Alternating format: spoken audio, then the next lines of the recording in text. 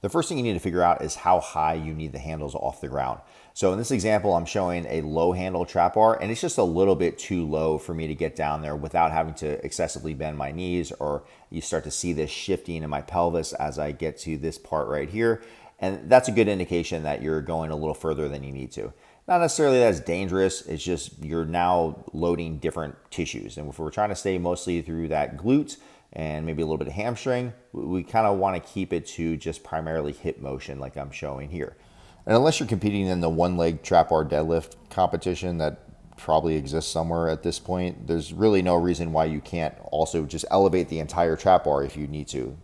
Go to the point where you're able to get a good stretch and loading through the glute and not really much of anything else. So if that means you have to elevate the whole trap bar, there's nothing wrong with that.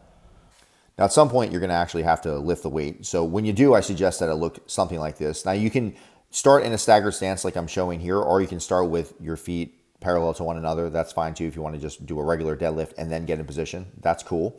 Either way, it's going to be a hinge. So your chest should point to the floor. Your hips should move back a little bit horizontally on the way down.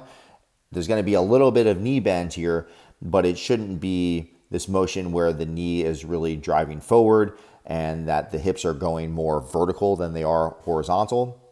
This is more like a squat. So again, nothing wrong with that necessarily. It's just not targeting the tissues that we're looking to target, which is going to be primarily glutes and some hamstrings.